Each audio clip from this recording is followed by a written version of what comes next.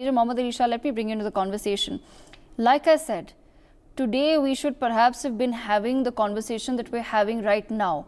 Unfortunately for Rahul Gandhi, he's chosen to spread misinformation. What he could or possibly should have done with his position of power and influence would have been speaking about these issues. Perhaps talk about why he feels that there could be or there should be a need to maybe bring about some changes. As Wing Commander Praful Bakshi has pointed out, Major General Gigi Dwivedi has pointed out, Major General Rajan Kochar have pointed out, all of them have pointed out certain problems that they foresee with the scheme that has been brought in, and how perhaps with extra training, more months of training, something perhaps needs to be shifted around for this system to work for our nation. But instead, here is a man who's decided to, in what some people are saying, a deliberate attempt to misinform the public, who may be looking at his post and thinking, okay, then Agniveer scheme is absolute trash and there's no point in enrolling under this particular scheme.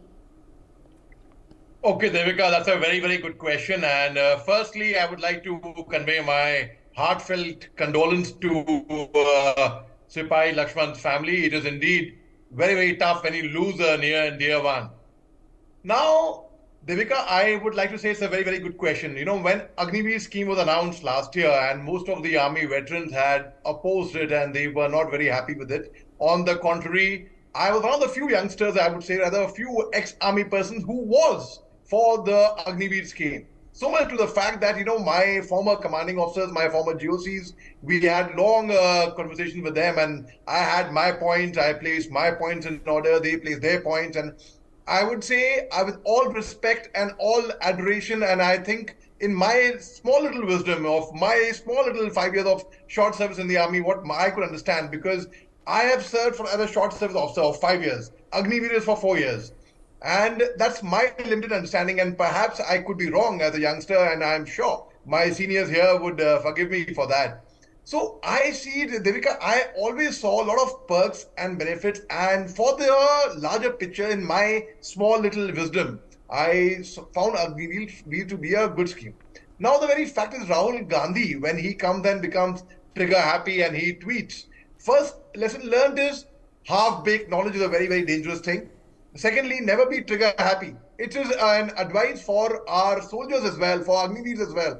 When we were in the army, as a youngster, as a 23-year-old young lieutenant with 2 stars on my shoulders, I was advised, never ever, get trigger happy. If you suspect that a terrorist or a militant is coming, attack, you'll fire. No, don't do that. First assess the situation, and then you'd see how thing goes. So this also is a very, very good lesson for our trigger happy youngster soldiers, particularly the Agniveers who could be. Secondly, when you talk about the Agniveer casualty, Sipahi Lakshman's casualty in Siachen Glacier, well, a very, very difficult terrain, the toughest battlefield in the world, the highest battlefield in the world.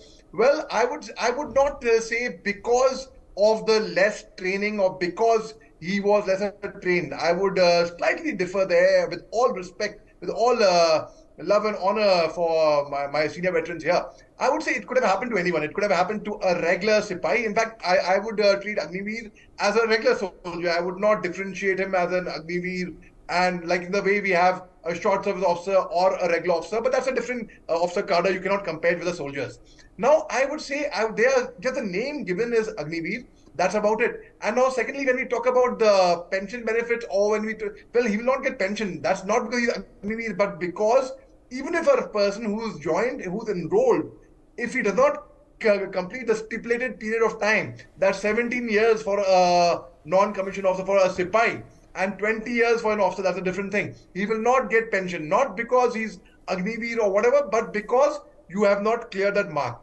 Secondly, one more point I would like to make very, very clear over here is, you know, they are, in case I have a fracture in the army as well, there is a court of inquiry, even for fracturing. If I fracture my football, my finger, if I'm playing basketball, there would be court of inquiry for how has this soldier, this officer, fractured his finger. Is it attributable to military service or not?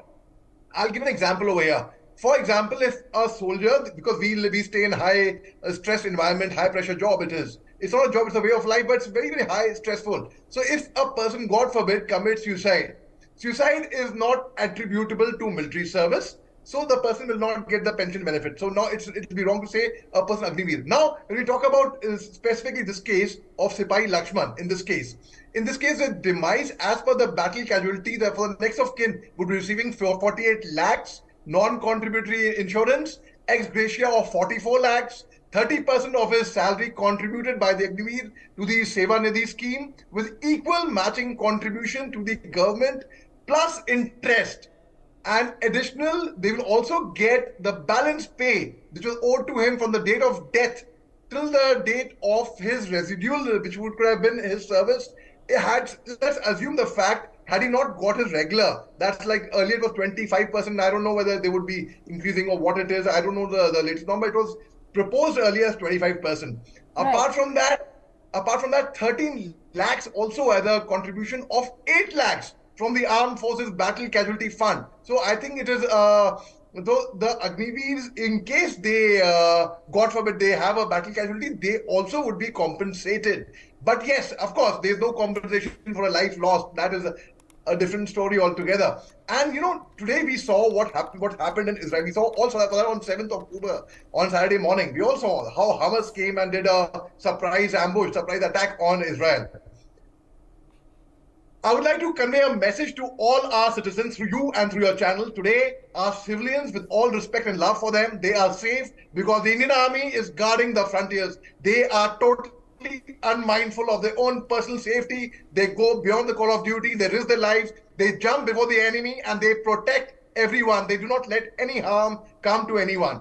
Be it Agniveer, be it the regular soldiers, be it the Army, Navy, Air Force, be it the BSF, be it the CRPF. When I say the armed forces, I mean the security agencies. They risk their lives for them. So a lesson learned from Israel as well, that okay, now that our armed forces are protecting you. Now Israel has a compulsory tour of duty of 3 years, irrespective whether you are a boy or a girl. At a certain age, you have to do your basic military training and a basic tenure. It is compulsory over there. Here, Agniveer was totally voluntary. So it's a 4-year service. So if you ask me, in my personal, humble opinion, in my limited knowledge of not having the wisdom and the experience of the generals over here, I would, from my side, from my point of view, my course mates today are all combined. Some of them have finished commanding their battalions. So I am talking from that youngster's perspective over here. Now, why Rahul Gandhi would have given this tweet, coming back to that question.